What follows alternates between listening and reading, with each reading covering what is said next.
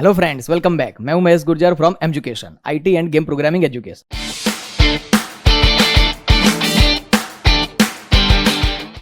चलिए, ये सेशन में हम क्या कॉन्सेप्ट समझते हैं। Private data member, single object. जैसे हमने पब्लिक डेटा मेंबर के अंदर सिंगल ऑब्जेक्ट का यूज किया था, same way private data member का यूज करेंगे। लेकिन प्राइवेट डेटा मेंबर का रिस्ट्रिक्शन क्या है कि वो सिर्फ क्लास के अंदर ही यूज होता है, तो उसे क्लास के बाहर कैसे यूज करना है वो समझना है। तो चलिए डायरेक्टली प्रैक्टिकल के साथ ही समझते हैं। सबसे पहले file menu, DOS shell, mount D drive, exit, new program, comment लिखते हैं private data member single object, hash include iostream.h, hash include conio.h, void main void, curly bracket start stop, clear screen get ch, save d drive, courses C++। अब नाम देते हैं private 1। चलो सबसे पहले circle class के थ्रू ही concept समझते हैं। तो क्लास सर्कल, पब्लिक की जगह पे प्राइवेट, इंटीजर x y અને रेडियस। यहां पे चेक करते हैं circle C1, c out, enter value of x, c in C1.x। Run करके चेक करते हैं, कंट्रोल F9। देखिए एक एरर है, circle x is not accessible. तो प्राइवेट का मीनिंग ये होता है कि वो क्लास के बाहर एक्सेसिबल नहीं होता है। तो इसको यूज कैसे करेंगे? तो मेंबर के ऊपर जो भी लॉजिक की रिक्वायरमेंट है, वो लॉजिक के लिए हम क्या करेंगे, एक मेथड क्रिएट करेंगे। मेथड का मीनिंग क्या होता है? जब क्लास के अंदर कोई फंक्शन होता है उसको हम टेक्निकली मेथड बोलते हैं, और वो मेथड भी क्लास के बाहर यूज होनी चाहिए। तो मेथड को हम क्या करेंगे, पब्लिक डिक्लेयर करेंगे। तो यहां पे पब्लिक पार्ट, उसके बाद इस मेंबर के ऊपर क्या लॉजिक यूज करना है, इस मेंबर को हमें स्कैन करना है। तो स्कैन के लिए एक मेथड क्रिएट करेंगे। तो मेथड में से रिटर्न कुछ नहीं करना है, तो वॉइड स्पेस स्कैन करना है। तो रिलेटेड नाम हम क्या प्रोवाइड करेंगे गेट डेटा, या तो फिर आप ये भी ले सकते हो स्कैन डेटा। मैं ले लेता हूं गेट डेटा। मेथड है तो राउंड ब्रैकेट स्टार्ट स्टॉप, और आर्ग्यूमेंट की भी कोई रिक्वायरमेंट नहीं है, तो void curly bracket start and stop. अब इसके अंदर ये जो मेथड है वो तो क्लास के अंदर ही है, तो क्लास के अंदर तो हम कोई भी डेटा मेंबर को यूज कर ही सकते हैं। तो यहां पे यूज करेंगे enter value of x, c इन। अब मेंबर को क्लास के अंदर डायरेक्टली यूज करना है तो ऑब्जेक्ट की रिक्वायरमेंट नहीं है। अगर क्लास के बाहर यूज करना है तो ऑब्जेक्ट की रिक्वायरमेंट है।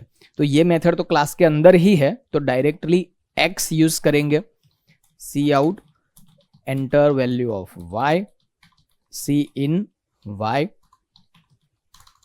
सी out, enter value of radius, C in radius.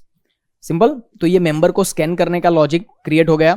अब क्या करना है, इस मेंबर को डिस्प्ले भी करना है, तो उसके लिए भी एक अलग से मेथड क्रिएट करते हैं। तो void display data, void curly bracket start stop, c out, x is equal to double quotation complete less than directly x। यहां पे कोई ऑब्जेक्ट तो है ही नहीं, क्लास के अंदर कोई ऑब्जेक्ट नहीं है। ऑब्जेक्ट को हम क्रिएट कहां पे करते हैं, क्लास के बाहर मेन फंक्शन में। यहां ऑब्जेक्ट है ही नहीं, तो डायरेक्टली हम मेंबर को यूज करेंगे x less than slash t, y is equal to less than y, slash t, radius is equal to less than radius, and then endl, save. तो अब क्या हुआ, प्राइवेट मेंबर को यूज करने के लिए जो भी लॉजिक की रिक्वायरमेंट थी, उस लॉजिक के हिसाब से हमने क्या कर दिया, मेथड को क्रिएट कर दिया। तो ये एग्जांपल में दो लॉजिक की रिक्वायरमेंट थी, एक डेटा को स्कैन करना है और डेटा को डिस्प्ले करना है। तो दोनों मेथड क्रिएट कर दिया, और वो दोनों मेथड पब्लिक पार्ट में है, इसलिए हम मेथड को क्लास के बाहर यूज करेंगे और मेथड के थ्रू इनडायरेक्टली मेंबर को यूज करेंगे। चलो अब क्या करना है, मेथड को यूज करना है। यहां पे ये तो डायरेक्टली यूज नहीं होगा, तो मेथड को यूज करने के लिए वो क्लास के बाहर यूज करना है, इसलिए ऑब्जेक्ट की जरूरत पड़ेगी। तो ऑब्जेक्ट है हमारे पास C1, तो C1 डॉट गेट डेटा। ठीक है, तो अब इसको क्या बोलते हैं, जो भी मेथड को हमने कॉल किया वो कौन से ऑब्जेक्ट के थ्रू कॉल किया, तो C1 नाम के ऑब्जेक्ट के थ्रू कॉल किया। तो मेथड के अंदर जो भी मेंबर की मेमोरी यूज होगी वो C1 ऑब्जेक्ट की मेमोरी यूज होगी। तो इसको हम ये भी बोल सकते हैं करंट ऑब्जेक्ट या तो फिर कॉलर ऑब्जेक्ट। तो हमेशा आपको याद रखना है कोई भी मेथड के अंदर करंट या तो कॉलर ऑब्जेक्ट की मेमोरी ही यूज होती है। सिंपल। चलो अब क्या करना है, C1 डॉट डिस्प्ले डेटा। तो ये डिस्प्ले डेटा मेथड को भी कौन से ऑब्जेक्ट के थ्रू कॉल कराया है, C1 ऑब्जेक्ट के थ्रू। तो C1 ऑब्जेक्ट क्या हुआ, करंट ऑब्जेक्ट या तो फिर कॉलर ऑब्जेक्ट। तो डिस्प्ले डेटा मेथड के अंदर जो भी मेमोरी यूज होगी वो C1 ऑब्जेक्ट की जो मेमोरी होगी उसका यूज होगा। Save, control F9, 1 1 and 1। तो डिस्प्ले हो गया 1 1 एंड 1। तो लॉजिक में कुछ नहीं है, हमें क्या समझना है कि भी प्राइवेट डेटा मेंबर को आउटसाइड द क्लास कौन सी टेक्निक के थ्रू यूज करेंगे। तो टेक्निक क्या है, पब्लिक मेथड क्रिएट कर दो और मेथड के थ्रू इसको कॉल करो। चलो एक और प्रोग्राम क्रिएट करते हैं। प्राइवेट डेटा मेंबर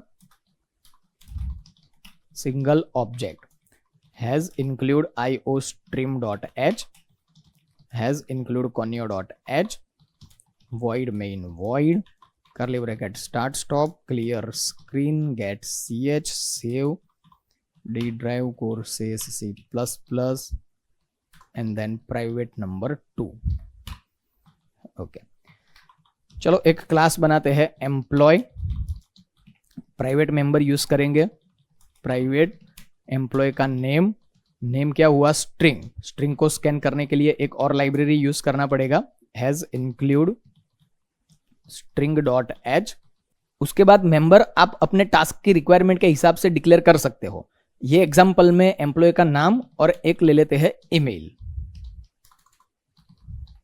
चलो ये प्राइवेट है, आउटसाइड क्लास यूज नहीं होगा, तो उसके लिए हम क्या करेंगे, पब्लिक मेथड डिक्लेयर करेंगे। तो इसमें भी दो लॉजिक, गेट करना है और डिस्प्ले करना है। तो void get data void curly bracket start stop, एक और method void display data void curly bracket start stop, cout enter name get s directly name. Object की रिक्वायरमेंट यहाँ पे मेथड के अंदर नहीं है इसलिए डायरेक्टली नेम यूज करेंगे।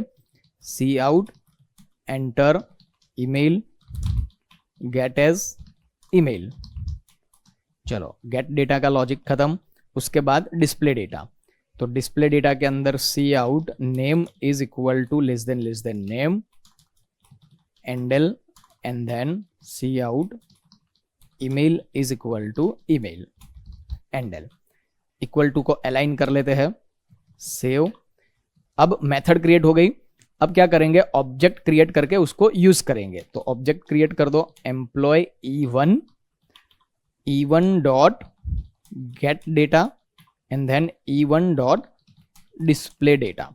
मतलब मेथड के अंदर की मेमोरी भी कॉलर ऑब्जेक्ट के अकॉर्डिंग यूज होती है। मतलब सब कुछ ऑब्जेक्ट के ऊपर डिपेंडेंट है, इसलिए ये जो C++ लैंग्वेज है वो ऑब्जेक्ट ओरिएंटेड प्रोग्रामिंग कैटेगरी के अंडर में आती है। Save, control F9। एक एरर है, देखते हैं क्या है। Function gets should have a prototype. I think हमने लाइब्रेरी को इंक्लूड तो किया है, चेक कर लेते हैं। स्ट्रिंग डॉट एच नहीं, यहां पे आएगा stdio.h। Save, control F9। चलो महेश gurjar.mg@gmail.com। तो डेटा गेट हुआ एंड डिस्प्ले हुआ। तो फ्रेंड्स ऐसे भी आपको 5 क्लास के थ्रू प्रैक्टिस करनी है। मिलते हैं नेक्स्ट सेशन में।